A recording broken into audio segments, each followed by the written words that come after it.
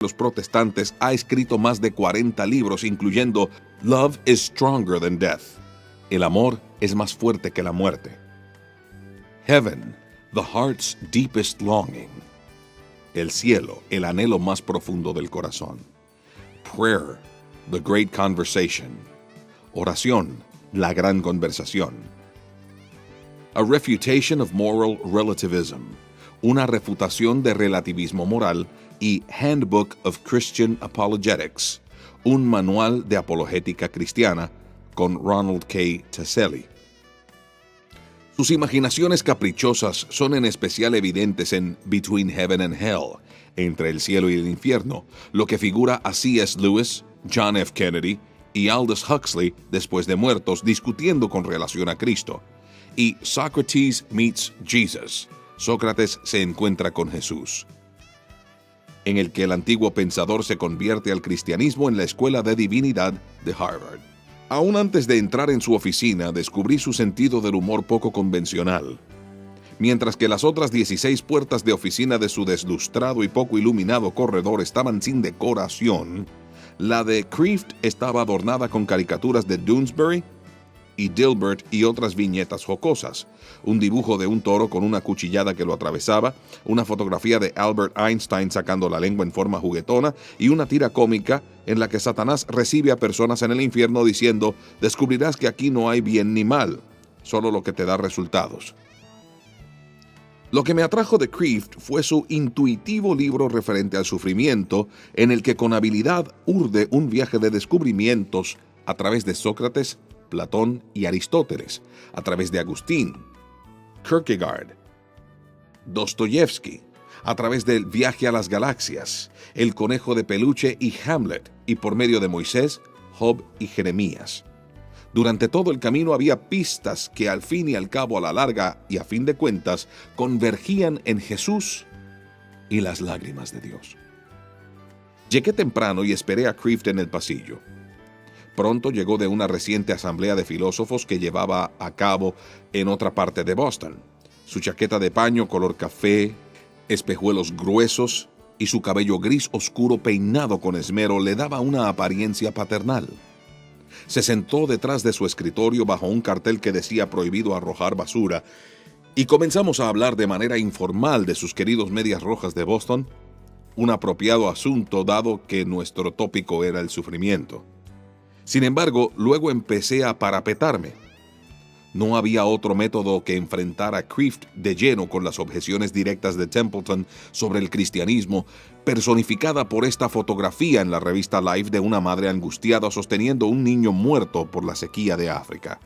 Enfrentando a Kreeft con la misma intensidad emocional que me demostró Templeton, describí la fotografía y luego cité palabra por palabra lo que dijo el ex evangelista. Pensé: ¿es posible creer que hay un amoroso y preocupado creador cuando lo único que esta mujer necesitaba era lluvia? ¿Cómo un Dios amoroso le haría esto a esta mujer? ¿Quién controla la lluvia? Yo no, ni usted tampoco. Él sí. Eso era lo que creía. Sin embargo, cuando vi esa fotografía, de inmediato supe que no era posible que esto pasara si existía un Dios amoroso. De ninguna manera. ¿Quién más que un demonio destruyó un bebé y casi mata a su madre con agonía cuando lo único que se necesitaba era lluvia? Después comencé considerando las plagas que pasaban a través de las partes del planeta, matando indiscriminadamente, y comprendí con claridad de un cristal que no es posible para una persona inteligente creer que hay una deidad que ama. Levanté la vista de mis notas. Los ojos del profesor estaban clavados en mí. Lo enfrenté con firmeza, me incliné hacia adelante en mi silla para enfatizar y dije más bien en un tono acusador: Dr. Kreeft, usted es una persona inteligente y cree en una deidad que ama. ¿Cómo le contestaría a Templeton? Kreeft aclaró su garganta. En primer lugar, comenzó, me enfocaría en sus palabras. No es posible. Hasta David Hume, uno de los más escépticos de la historia, dijo que es apenas posible que Dios exista. Esa al menos es una posición razonable. Decir que siquiera hay una pequeña posibilidad.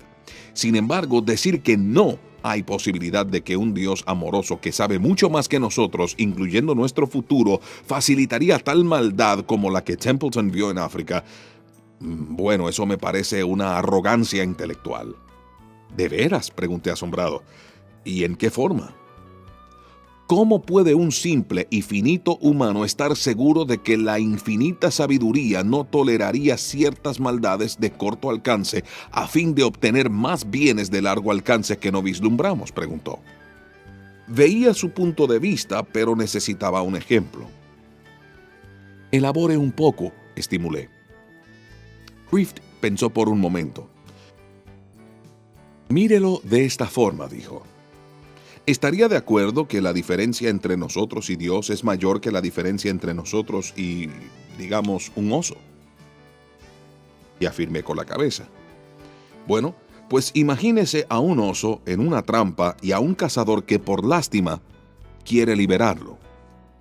Trata de ganarse la confianza del oso, pero no lo puede hacer, así es que tiene que inyectarle un narcótico. El oso, sin embargo, piensa que esto es un ataque y que el cazador quiere matarlo. No se da cuenta que esto lo hacen por compasión.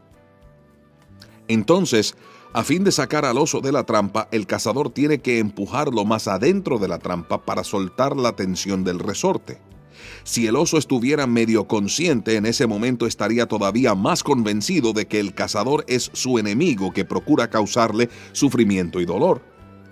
Sin embargo, el oso estaría equivocado. Llega a esta falsa conclusión porque no es un ser humano. Kreeft dejó que la ilustración penetrara por un momento. Ahora, continuó, ¿cómo puede cualquier persona estar segura de que no hay una similitud entre nosotros y Dios? Creo que a veces Dios hace lo mismo con nosotros y no comprendemos el por qué lo hace, más de lo que el oso no puede comprender la motivación del cazador. Así como el oso debió haber confiado en el cazador, también nosotros debemos confiar en Dios. Hice una pausa para pensar en el punto de Kreeft, pero él continuó antes de que le respondiera. Sin embargo, dijo, en verdad no quiero humillar a Templeton. Responde de una manera muy sincera y de corazón al factor de que algo cuenta en contra de Dios. La fe puede existir solo en un mundo donde ella es difícil. No tengo fe en que 2 más 2 es igual a 4, ni en el sol del mediodía, porque eso es indudable. No obstante, las Escrituras describen a Dios como un Dios oculto. Uno tiene que hacer un esfuerzo de fe para encontrarlo. Hay señales que uno puede seguir. Y si eso no fuera así, si hubiera algo más o menos que una indicación, me sería difícil comprender cómo en verdad seríamos libres de hacer una elección en cuanto a él. Si tuviéramos prueba absoluta en lugar de señales, no se podría negar a Dios más de lo que se negaría el sol. Si no tuviéramos evidencia alguna, nunca llegaría a eso. Dios nos da suficiente evidencia para que esos que lo quieren lo tengan. Esos que quieren seguir las indicaciones lo harán. La Biblia dice, busquen y encontrarán. No dice que todo el mundo lo encontrará. No dice que nadie lo encontrará. Algunos lo encontrarán. ¿Quiénes? Los que busquen. Esos que de corazón están decididos a encontrarlo y los que siguen sus indicaciones. Y me adelanté. Espérese un minuto. Hace un momento admitió que algo cuenta en contra de Dios, que la maldad y el sufrimiento son evidencias en su contra. Por lo tanto, no admite que la maldad refuta la existencia de Dios. Y di un golpe con mi mano sobre su escritorio y declaré con aire burlón de triunfo, caso cerrado. Kreeft retrocedió un poco por mi explosión. No, insistió moviendo la cabeza. Antes que todo, la evidencia no es necesariamente cierta ni conclusiva. A lo que me refiero es que en este mundo hay evidencia en contra y a favor de Dios. Agustín lo puso bien sencillo.